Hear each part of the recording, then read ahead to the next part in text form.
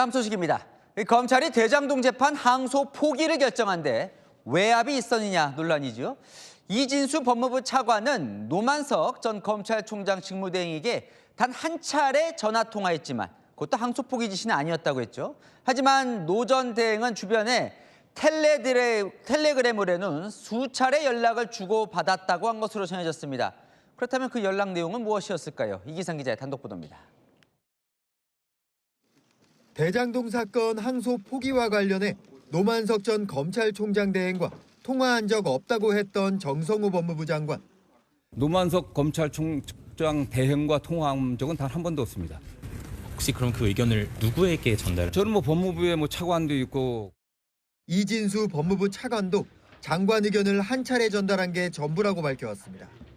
지난 12일 국회 법제사법위원회 예결 소위에 출석해서도 장관께서 신중한 의견이라 한 부분에 대해 한 차례 전화했다며 여러 차례 전달한 거 아니냐는 질문에는 한 번이 전부라고 강조했습니다.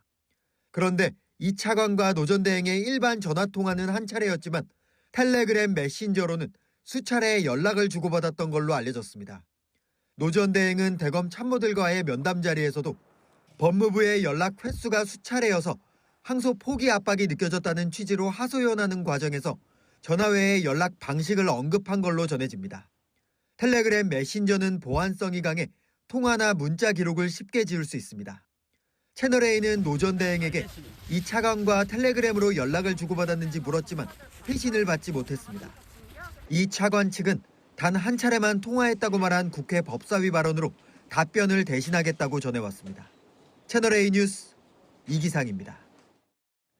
국민의힘 의원들은 법무부로 몰려갔습니다. 정성호 장관을 향해 범죄 수익을 추징할 길을 막은 배임죄 범죄자라고 부르면서 사퇴를 요구했습니다.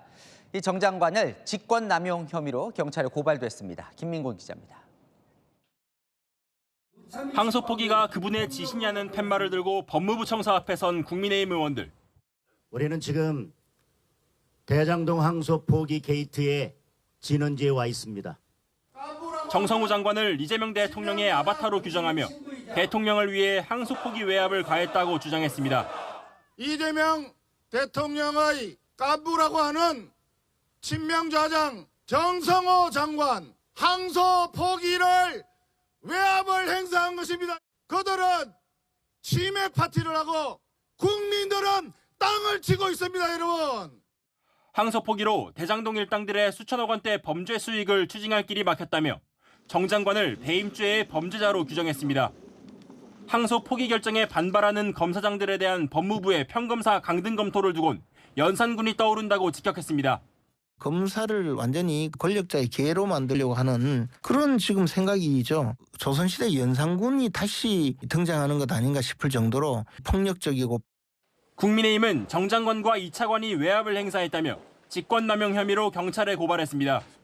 내일 국민의힘은 대장동 민간업자 남욱 변호사가 최근 추징보전 해제를 요구한 서울 청담동 건물을 찾아갑니다. 항소 포기 결정이 대장동 일당의 범죄 수익을 지켜줬다는 비판을 이어갈 전망입니다. 채널A 뉴스 김민곤입니다.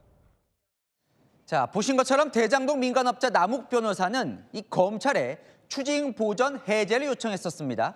그러니까 본인 재산을 풀어달라는 거죠. 오늘 성남시가 반대로 이 검찰에 추징 해제 풀지 말라는 의견서를 제출했습니다. 대장동 일당 손으로 재산이 들어가면 검찰에게 배상 책임을 묻겠다고요. 김지윤 기자입니다. 성남시가 서울중앙지검에 의견서를 제출했습니다. 대장동 민간업자들의 자산에 대한 추징보전 해제에 강력 반대한다는 내용입니다. 검찰이 추징보전한 2,070억 원 중 일부라도 해제되면 시민 재산권 회복 기회가 영구적으로 박탈될 수 있다고 우려했습니다. 대장동 민간업자 남욱 변호사가 추징보전 해제를 요구하고 토지 매각에 나선 사실을 언급하며 자산 은닉과 제3자로의 이전 위험성이 매우 높다고 강조했습니다. 추징보전이 해제되면 성남시가 민사소송에서 이겨도 돌려받을 범죄 수익이 남아있지 않을 수 있다는 겁니다.